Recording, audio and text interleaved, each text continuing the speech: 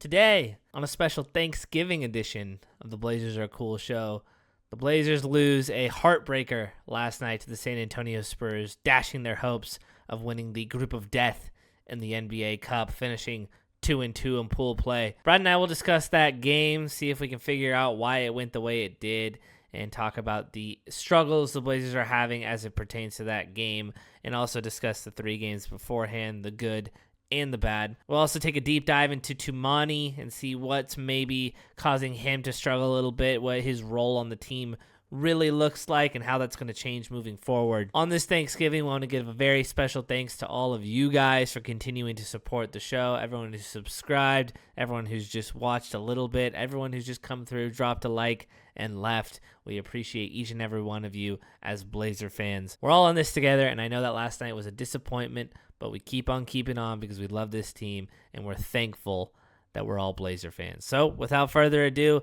let's talk about the Blazers' NBA Cup performance.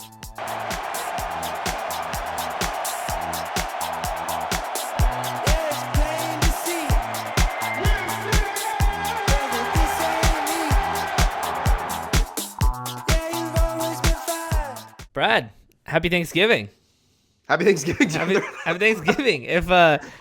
Let me ask you something for the people at home. What?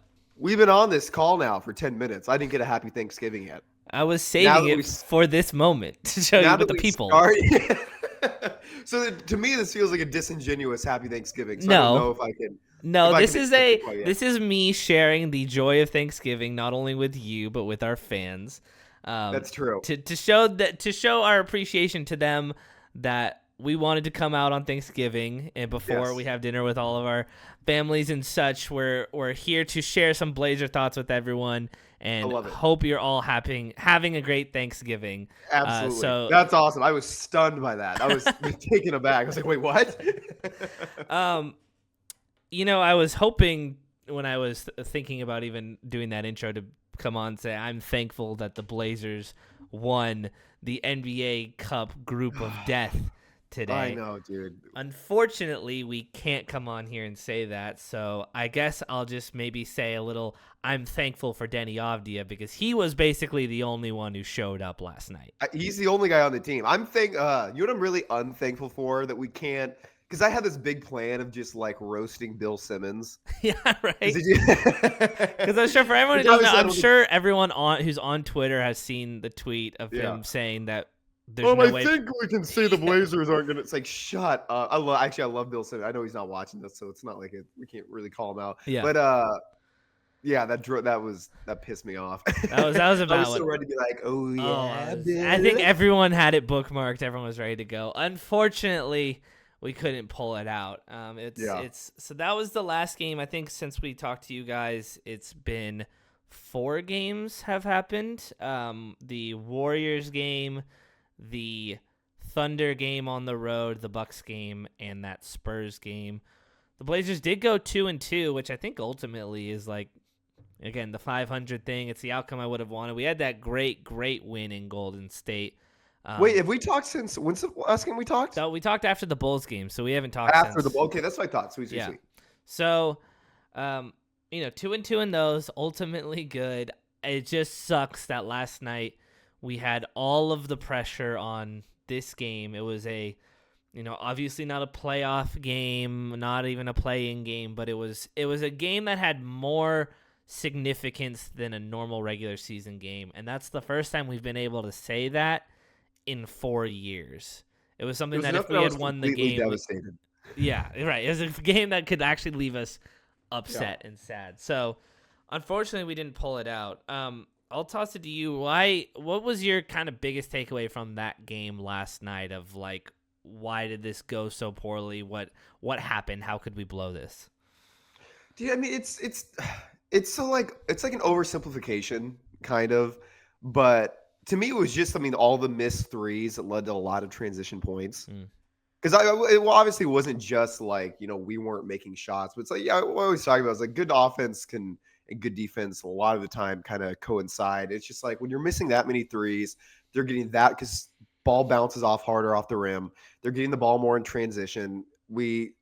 I thought the way we played, like the way we were set up for these last 3 games, not just this last one, I thought the way we played was pretty awesome. It was kind of exactly what we had hoped we would look like, at least in my eye. Yeah. After that last video, we're like, oh, what do we want to see going forward? It's like we want to see slow down a little bit, less zone, not picking everything up full court, and kind of just playing more like we did in the second half of the season last year. Yeah. And I thought I liked how we played. I know, like I hate to be like, oh, the ball didn't go in, but like, I kind of felt like that was at the end of the day the problem last night. I mean, Yeah. Denny was fantastic. We got great looks. They were able to clog up the paint a little bit and force Denny to take threes, but he did, and he made them. Yeah. Totally. Then he missed a million free throws, and we completely blew it at the end. You know what I mean? It's tough. It's like I think I want to see a world where Denny makes those 2 free throws after the clear path foul. Mm-hmm. Totally. I think we win. Yeah, and the pass that he had to Toumani was like the over the back one, and he left him. Then he had 2 really good passes to Toumani in the fourth quarter for wide open threes. That faked me out. That he didn't hit, and it's just kind of what it came down to at the end there. Like, we gave ourselves a chance. I think there was a lot of stuff, particularly in that third quarter defensively, that we started to like crumble on. That I think put us in a bad spot there where we had to come back. And I've been kind of upset in general of how we like play with leads. Sure. I'll get into this. There's to me, I think we just let up at the wrong times, and there's one sequence I want to show you from last night. So this is a sequence from last night. If you'll remember this, we had just gotten our biggest lead of the game, which was 7. We actually got incredibly lucky that goaltending wasn't called, and then when we went down and scored a bucket on the other end. So we're up 7 with 2 minutes and 50 seconds left to play in the first half, right? The Blazers, in my eyes, have to at least be winning this ball game going into halftime. Would you agree? Yes. You can't take 2 minutes 50 seconds left and let up a +9 run, which is essentially what happened. Correct. So with that in mind, even in this possession, the Blazers are need a stop here, and they're playing pretty good defense overall. Yeah. This rebound comes around. It ends up getting kicked out. So, I think we're locking in here. Yeah, it's fine. I hate the non-box outs. I know. But Devin Vassell, we let up a rebound. Devin Vassell misses a jumper. Okay. The Blazers have the ball up 7 with 2.5 minutes left. And the 2 plays I'm going to show you aren't particularly these guys' fault, but, I think they could do more to stop this situation. Sure. So, Jeremy has De'Aaron Fox on him, and Jeremy's had a bad game, obviously, but having De'Aaron Fox on him in the post, it's something Jeremy wants. So I'm not really mad that he's shooting with 14 seconds left on the clock here. And ultimately, De'Aaron Fox is going to get a pretty good steal, which is just something he's good at. And this ball kind of bounces around, whatever. Now they're on the break. Jeremy is upset about the foul, as he kind of is a lot. Right. We saw this a few times with a few different guys last night. They were just, DC does it all the time, and I understand with DC, his whistle sucks, I truly think. But he's standing there, why didn't I get the foul? When to me it looks like a pretty clean steal, to be honest with you. So Jeremy's upset. He's whining. He's looking around for whatever. Meanwhile, the Spurs are on a break, 2-on-2. And Chris Murray plays it kind of about as well you can as with De'Aaron Fox on you. He just pulls up for a 3, nails it. Now, I'm going to go back 10 seconds. I don't know if Jeremy necessarily could get back here if he sprinted as hard as he could. There's a chance he doesn't even get a chance to defend this. Yeah. But watch this play and tell me that Jeremy, if he starts running back right when that gets stolen, might not be able to go affect this play by De'Aaron Fox. Well, what's tough about that play right there is Chris has to decide, is he going to drive or is he going to pull up for the 3? Yeah. At least, especially on a transition there where the offensive player has all that momentum, it's kind of hard to make a commitment one way or the other. It's why you need as many guys back on defense as you can get. Totally. Yeah. And that wasn't the only time we saw that last night. I remember there was a Denny play in the fourth that was where he actually did get fouled and then gave up he tried to get back once he stopped whining, which I guess a little bit of credit there. Yeah. But he gave up a fast break dunk. Yeah. And like he going for the dunk, all of a sudden you saw Denny realizing he blew it and running at full turbo speed and like wildly trying to get it, but can't. Yeah. So yeah, I mean that was kind of the story of the night last night is like a mix of not getting back on D because of whining at refs and not getting back on D well on loud clanks off the from 3-point Just gotta shots. hustle when it's not going right. And there's one more I'm gonna show here. So now, I mean, the situation now is the Blazers are only up 4 after that basically 5-point swing. I guess you could call it if Jeremy was supposed to get fouled there, even though I don't think he was. It's like, okay, sure, fine. You're up 4. Take it slow. Let's get another bucket, right? Let's. Oh, I remember this. Let's just get the lead at halftime. It makes you feel so much better. Denny, I'm gonna rewind for everyone here. I played a little bit of it, but Denny's gonna have this ISO 1-on-1 with Vassell, right? And he's gonna go in and maybe gets the hack on the arm right there. It's pretty hard to tell from here. He probably does get touched. It doesn't get called, right? He has a layup. And I think in his head, he's angry that the foul didn't get called in this moment. Sure. And he smokes the layup. Yeah. Completely whiffs on it, right? He's on the ground now. It's, he just... and I also don't even think... I'll rewind it again in a second, but I don't even think he needed to fall to the ground there. Probably not. Right? Like, he doesn't need to be like that, right? Yeah. He's agile enough to where that didn't happen. I'll play it full-time speed one more time for everyone. But just in this situation, like, you can't let the no foul call let you smoke this layup. By the way, have we set a real screen this entire season? Everything's slipped. Everything's just... I'm so tired of it. Right. But the point being, for me here is you can't let that go and become a problem, because then on this fast breakdown here, you're 4-on-3, De'Aaron Fox missed a 3, Keldon Johnson's in there, and they get a foul. Like, they had an advantage situation. They ended up with the ball. Like, De'Aaron Fox could hit that 3 and made it even worse.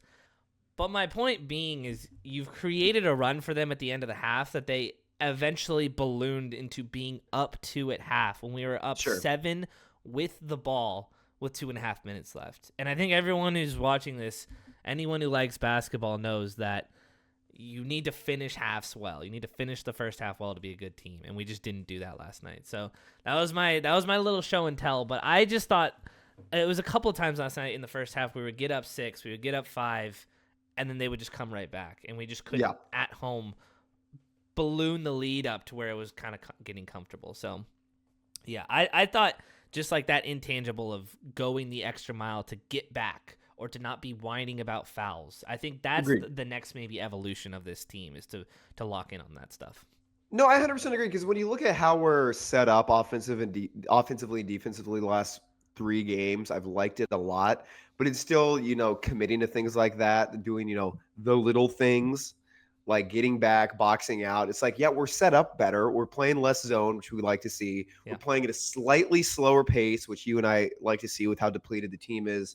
There's a lot of good that we're doing, using a little bit more ball screens, letting Denny kind of be the primary ball handler, which he has to be because everyone else is out, and creating more that way. We like what we're seeing, but gosh, you're right. There has to be an intensity that I do kind of feel like we have half the time, right? But it's like we're picking and choosing almost. I don't know. Again, if it's like a lack of effort, if it's a lack of focus, if we're just like tired. It feels like we do it when we're down to me, and we don't do it when we're up, or like kind of just in the regular flow. That's how I haven't looked into it too hard, but that's how I feel. And Thiago kind of said, in a similar vein last night, because I disagree with him, where he said he's like, I don't really care that much about the shooting. What I care is that we lost the possession game, and I don't like that we weren't doing kind of what we're talking about, the little things of boxing out, hustling, which I do agree with, but also at the same time we went like 1 of a million from 3, and so I don't know, I don't know how to explain that, because Denny talked about, which I really love to hear, because Denny's someone who's really on guys about effort, about getting which is rare to see in post-game interviews. Like, he does not shy away from being like, we didn't play hard enough. Thiago said we didn't play hard enough last night.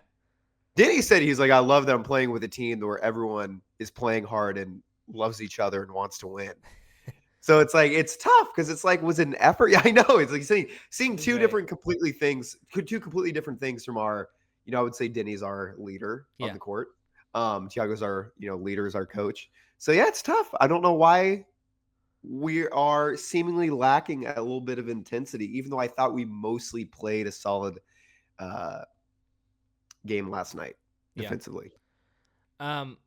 What were your thoughts on Toumani last night? Because I think there was from what I saw, an uproar on Twitter, at least, of like, because he's been up and down this year, and I thought over the 3 games before last night, I thought he was great. I thought we sorely. I mean, let's kind of just wipe the Thunder game away from anything because we just got it happens to literally every team.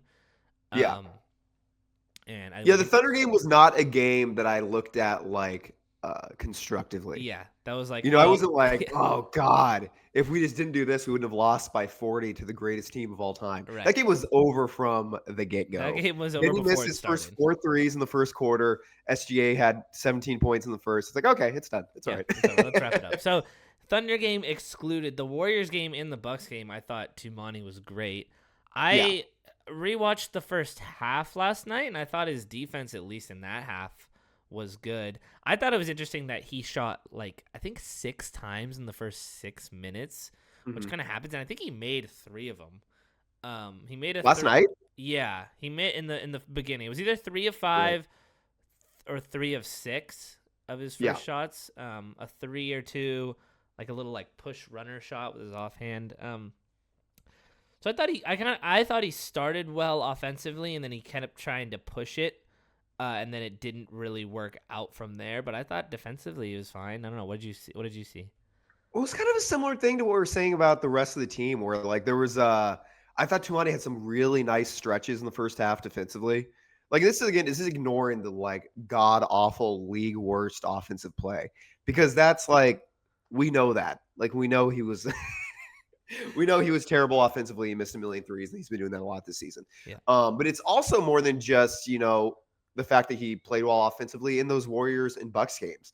Like what you and I think what most people want to see is Toumani be an all NBA defender. Right. And, there's a lot of guys who are making excuse isn't the right word, but, giving reasons as to why he's not playing as well defensively. A lot of it is the extra workload. And I don't personally think it's been that, because I don't know. Last year, I thought he had the same responsibility. Right. He's always, if you look at statistically, he's guarding the best player, 99th percentile in matchup difficulty this year. Last year was also 99th.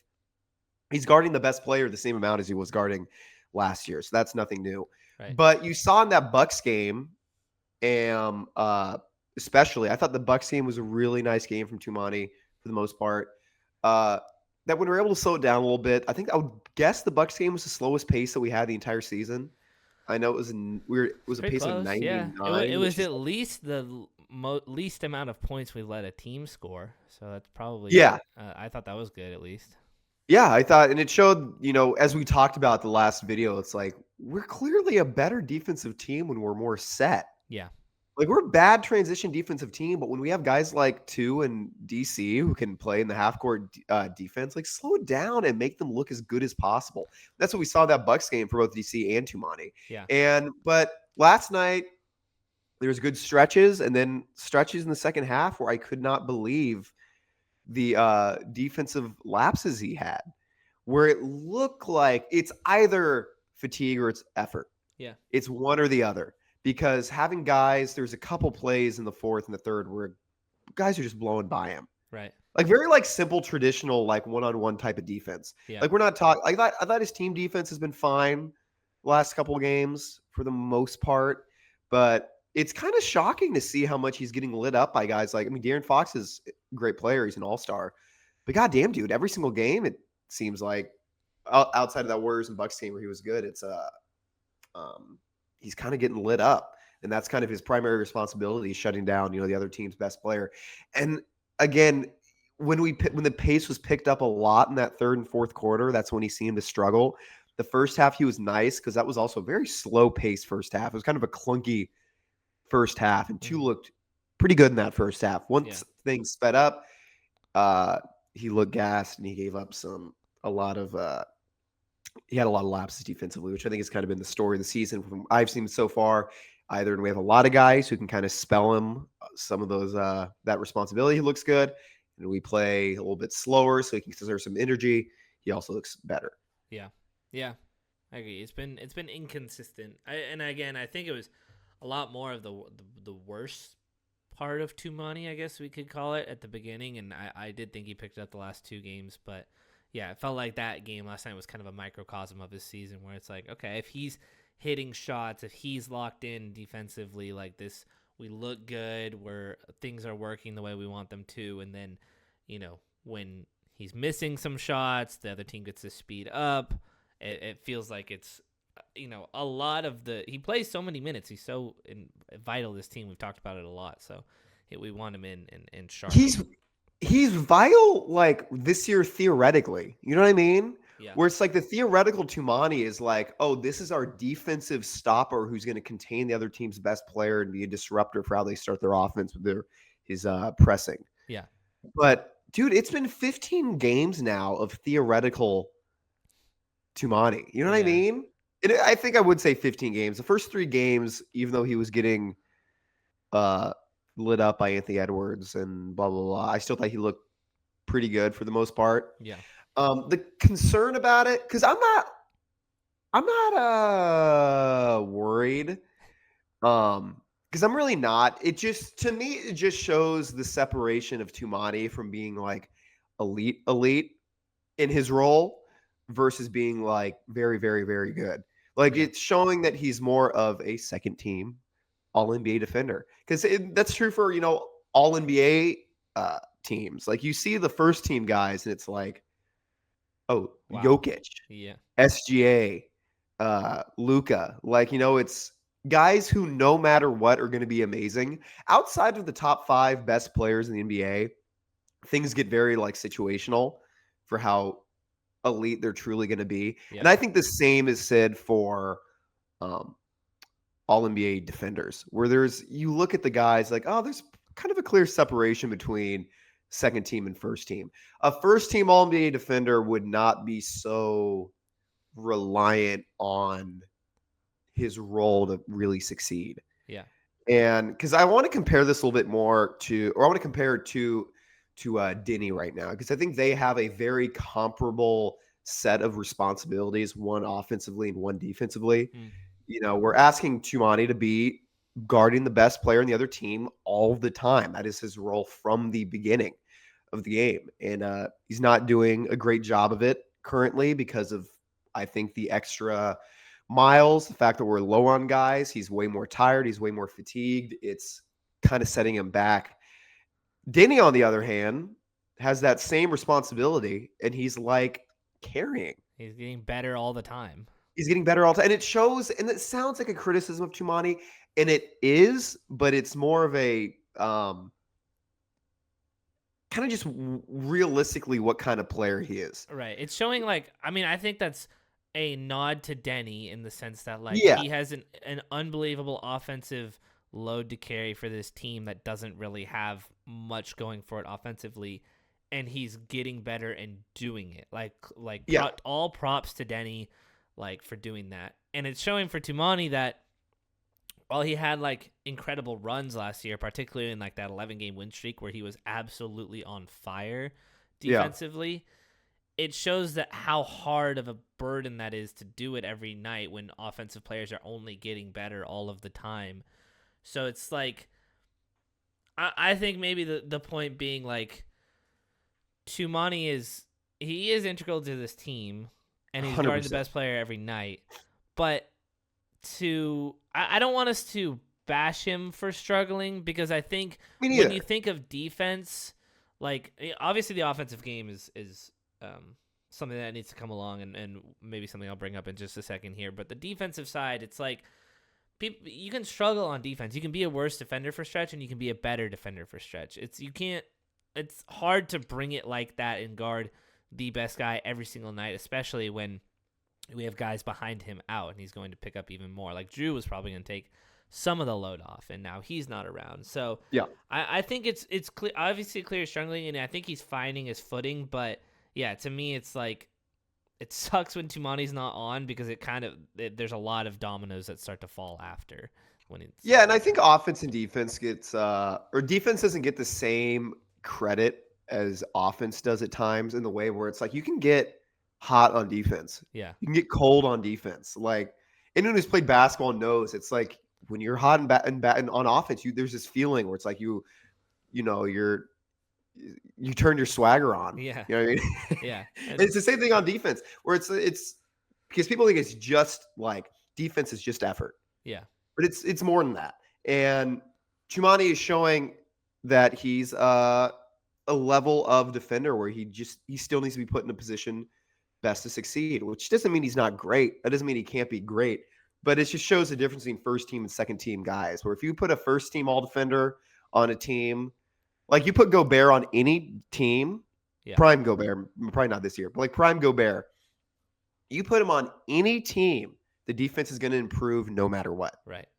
That's the difference between a guy like Gobert and a guy like Toumani, is that Toumani can be one of the best defenders in the NBA as long as he's being used properly. Guys like Gobert are kind of like no matter what. And that's not a criticism. That's, if anything to me, like hopeful that once we get guys back, once we're able to play the way that we should be able to play, once we're healthy, like Toumani's going to look good again. Yeah.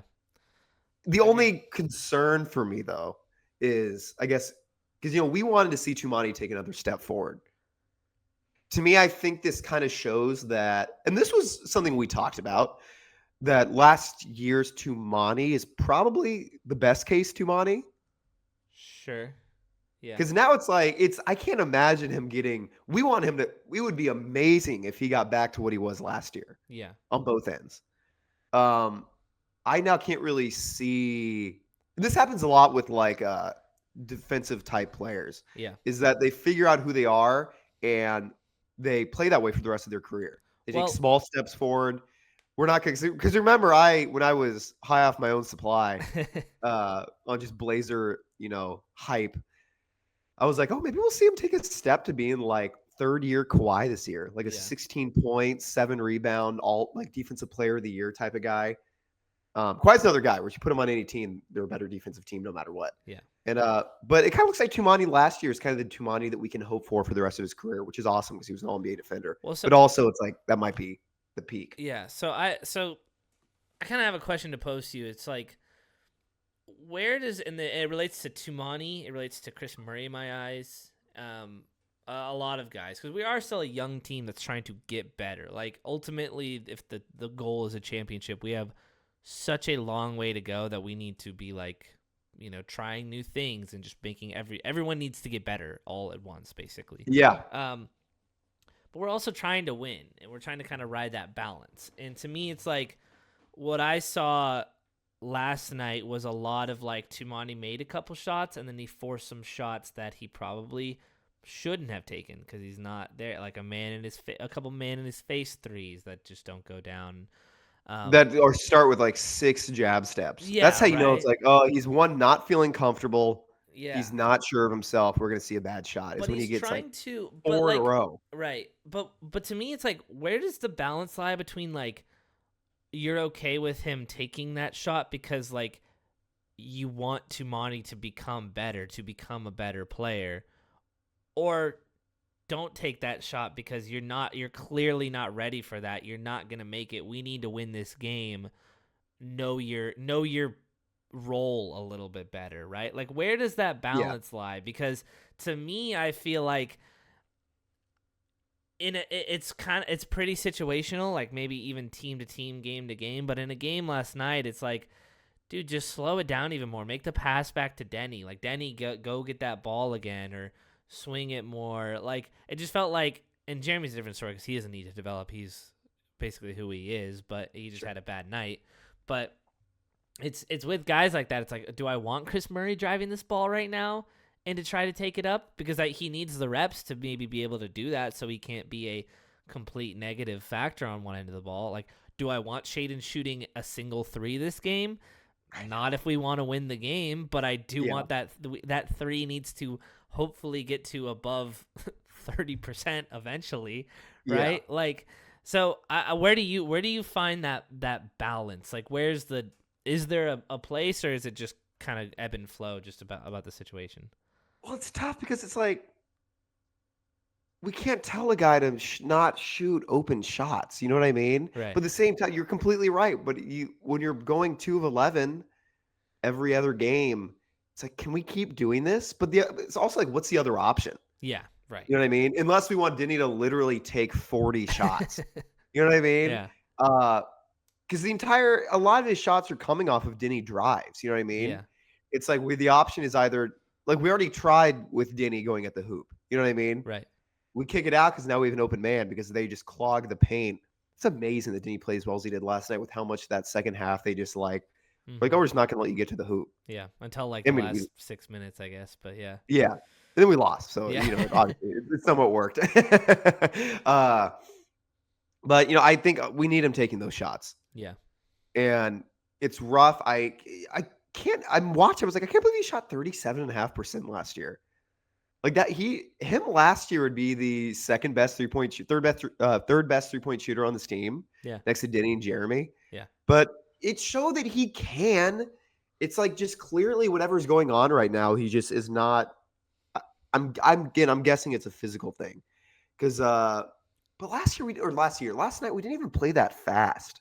Again, we did in the second half, and that's when things kind of went bad. But I think he needs to shoot those shots. I really do. But it's a good question. What do you think?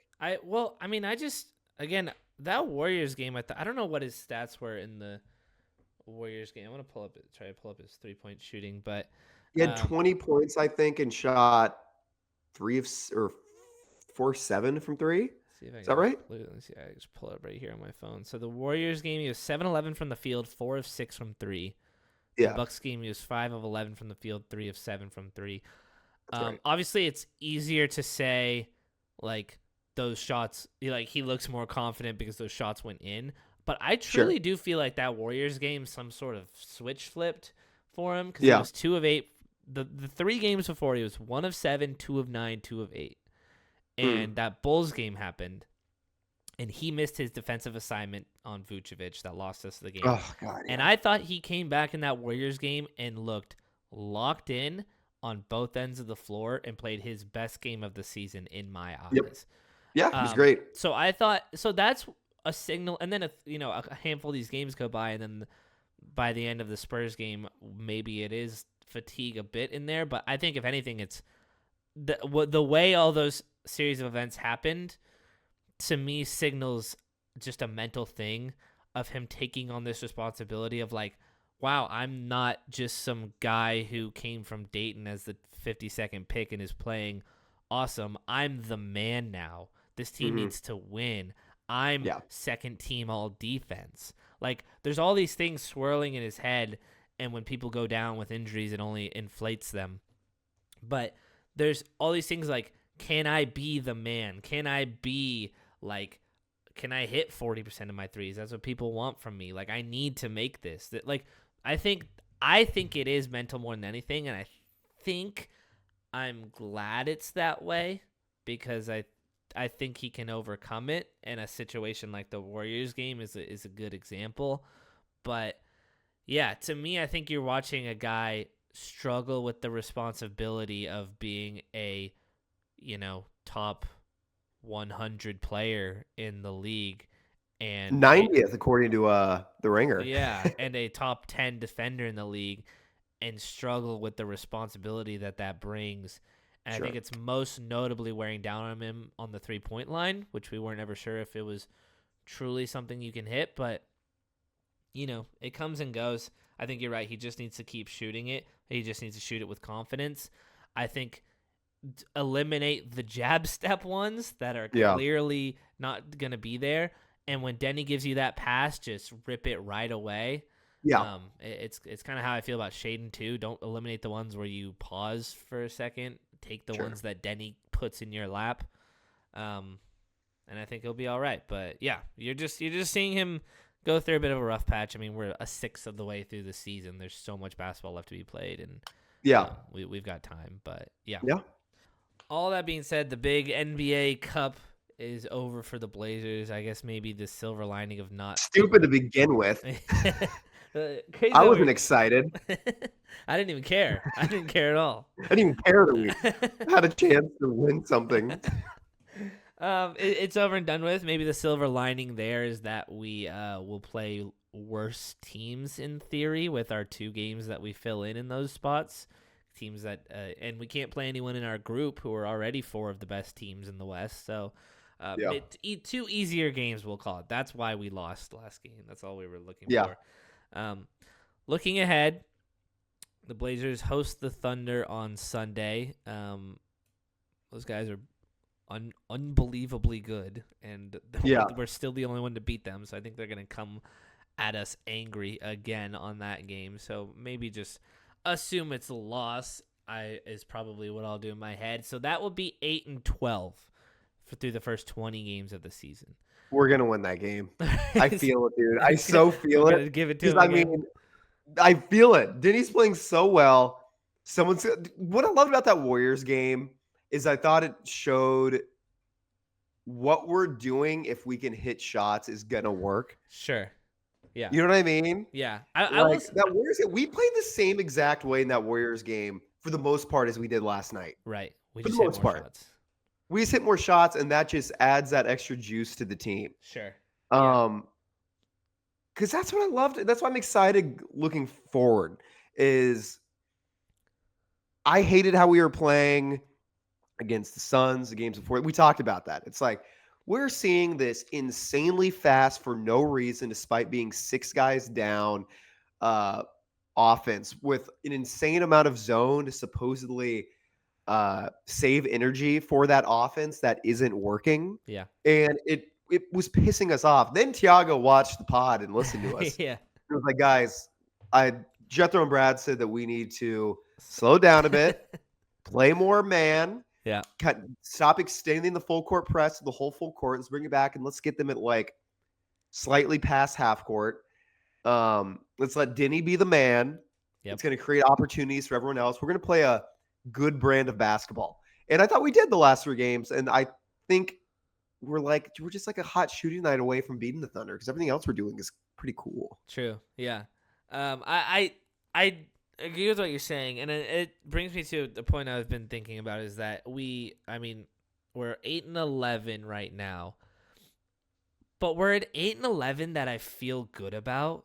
You know what I mean? Same. It's like the most we could be 11-8 record. I may feel like Toumani and Shea could hit a couple threes. Yeah, and like we have these wins under our belt that 8-11 teams aren't supposed to have. Like we beat the Thunder, and I know they didn't have everyone, but if SGA is on the court, the Thunder are the best team in the league. Yeah.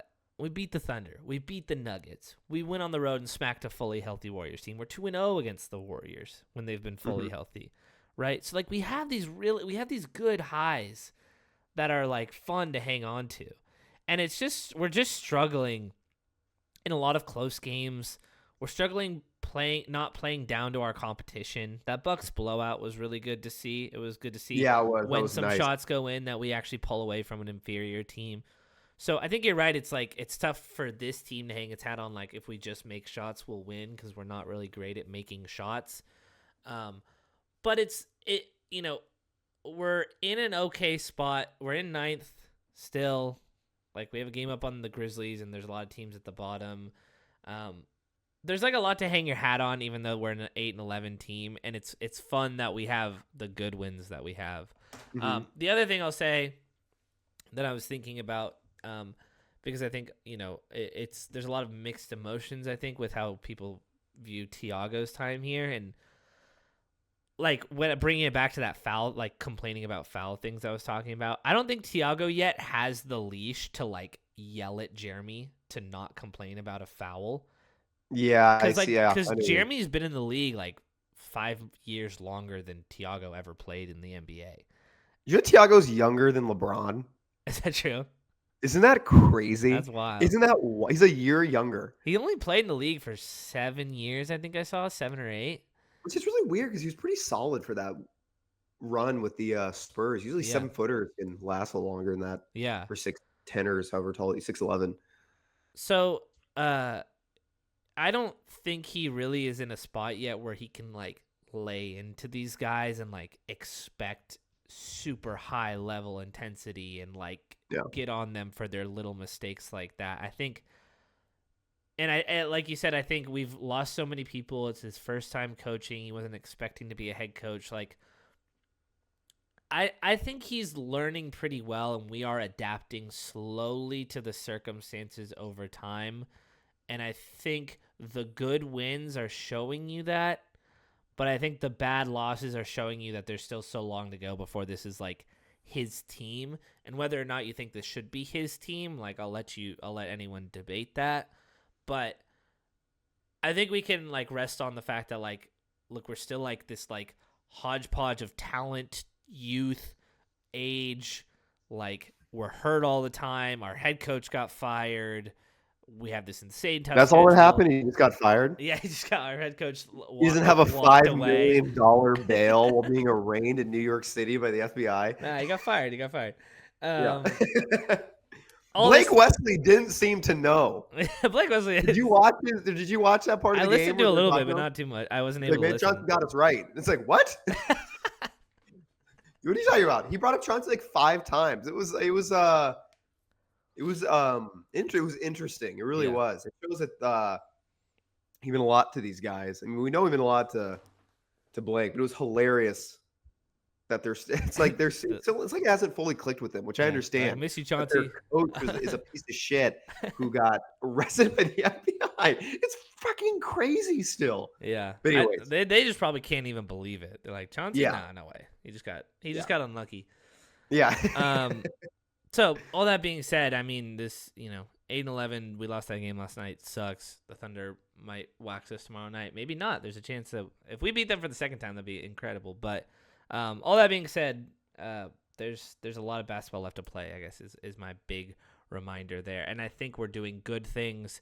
We're just also doing bad things. But agreed. Long road to getting relevant. The next 4 games for us are after the Thunder game.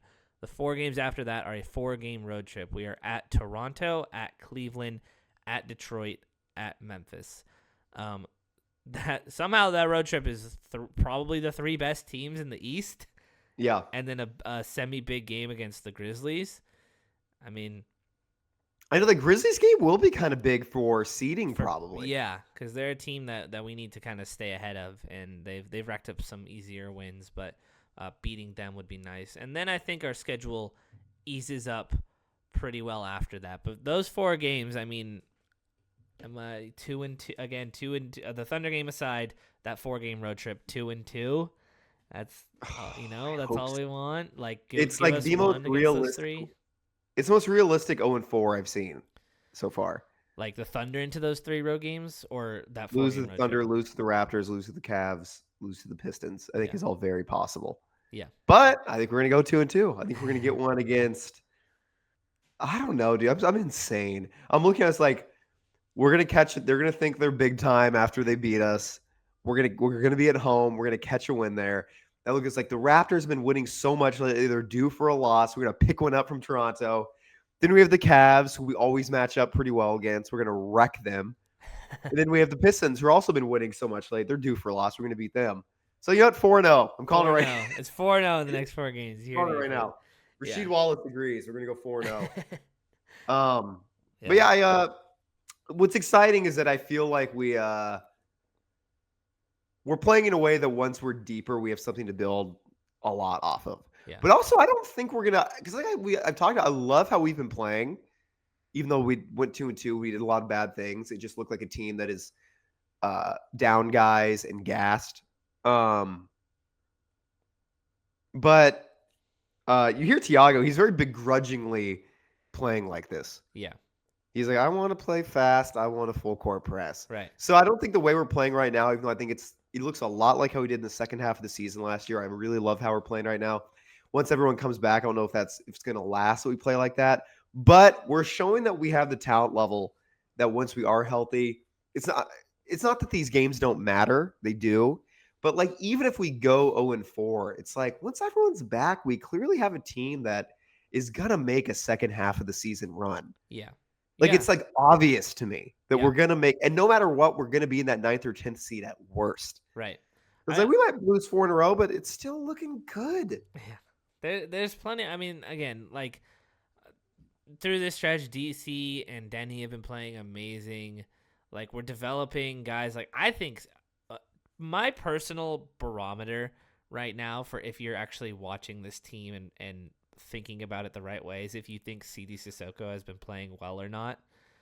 Because in my head, I think CD's been getting better and been contributing well. I don't know if you agree or disagree. I think he's doing everything we can ask of him. That's what I mean. I'm not saying CD Sissoko is the man. He kind of like was a huge part of that Warriors win. I'll give him credit for that. But I'll say this: I don't watch him and think he's doing anything wrong. Yeah, and I think that's all you can really ask of him. He's not blown in any way. He's a body out there that is playing hard. Yeah. And like it's like he's finish or pass or anything. But he's a no play. I actually think his passing is good. I think he's a creative, fun passer and a connector. Sure. He's obviously not like making threes, but like neither is Toumani, neither is Chris Murray. Yeah. So like I'm perfectly happy with CD and I like how he's been playing. Yeah. So again, but I don't think on a fully healthy NBA team he would ever play. Sure. It's kind of where I'm at. Sure. But the point being, when he needs to be our 12th or 13th guy, it seems like he's getting better and more comfortable with the role when eventually the other half of our team gets injured, because that's just how the NBA works these days. Yeah. He's there to step up. So, yeah. I'm not going, CD's in, which is awesome. Yeah. Yeah. And that's all you want from these guys. I'm going, Caleb Love's in every game besides that Warriors game right now. But that's just kind of the price we had to pay for getting a 26-point Caleb Love game. I will say this, because something we talked about before the season, like we got to start embracing these end of the bench guys more. We were like disheartened by how much people hated Delano last year. Yeah. Where it's like, you hate the 15th man? Yeah. It's like, he's hilarious. He's so much fun to watch. He's like the funniest player ever. He takes a million shots. He doesn't really matter all that much. He's only playing when we like are down a million guys. You can't really blame him. He single-handedly won us a few games. I love that people seem to be embracing guys like CD and Caleb a little bit more. Yeah. They're accepting them for who they are. I mean, Caleb and CD won us a game. Yeah, totally. That's all you can ask for with these guys. They beat the Warriors for us. Have fun with these like hilarious 15th men. It's like one of the best parts about being a Blazer fan. Yeah, a Blazer fan and just like an NBA fan these days. It's like, dude, you just have to realize that injuries are a thing. And if you're not 15 deep, then because that's why the Thunder are so good, because freaking Ousmane Dieng is like their 12th best guy, and he'd probably be in our rotation if we had him. Like, they just have endless defensive depth, and that's what we're missing. Yeah, it lets those guys, because that's what I know we want to wrap this up, but I just have so many takes. Watching that Thunder game, I cannot believe how intense they are defensively. Yeah. And I'm like, why don't we play that way? It's hard because we have the guys, and I'm like, maybe it's just because they're so deep that they can go all out and not get completely gassed. I pray to God that's what it is. I think they just have a different motor, dude. I think they're really just the gold standard of play hard, play right. Like, they just do everything right. And you're right, they are super deep, and it helps a ton. But man, they just do it right. I want us to be the second best defense in the NBA so bad. I want us to be the second best defense so bad. We're so much further away than we thought we were. Yeah, but we've seen a lot of good stuff, and we're finally seeing. We didn't talk about this, but Klingon is being utilized so much better. Klingon looks awesome.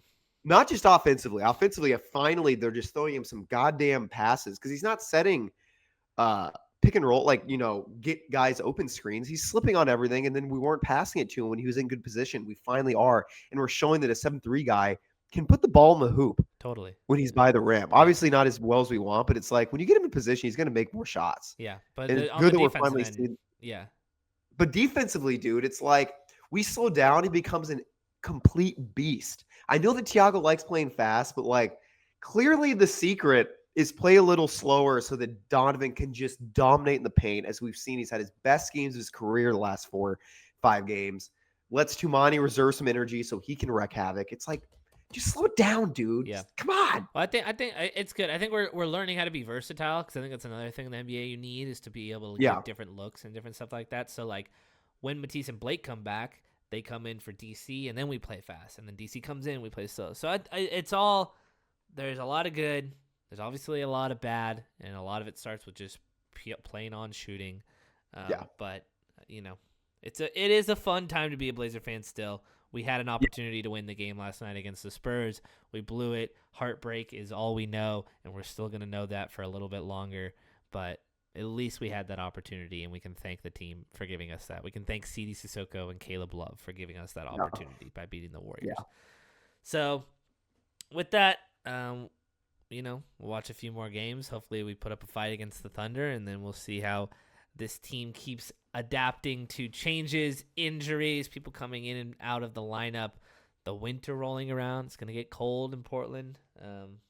Not as much for me down here in LA, but I will experience it for the 5-game homestand when I come home. Brad, you got anything else for the viewers? The Blazers are just so freaking cool. So that's all I got. We're thankful that the Blazers are cool. There it is. We're thankful on this Thanksgiving. The Blazers are cool. Yep. That's what I'm thankful for. Yeah, we're also I might thankful. say that at my family dinner. Yeah. Everyone say thanks. I'm thankful that the Blazers are cool. All right, we've heard it enough, Jethro. Yeah, shut up. We're thankful for you guys. Thank you guys for continuing to watch us. We're coming up on a year here of talking on this podcast, so we could not be more grateful on this Thanksgiving Day that you guys keep tuning in. Everyone have a happy Thanksgiving. Go comment your favorite dish for us. My personal one is mac and cheese. Big mac and cheese guy like Shaden. You want a Shaden impression? Yeah. It's not a Shaden impression. I just genuinely like it, but that is my. If I had a Shaden impression. We never make it. Yeah. What's a bummer. So mad about it. Yeah, but enjoy your Thanksgiving, guys. Go Blazers. Love y'all.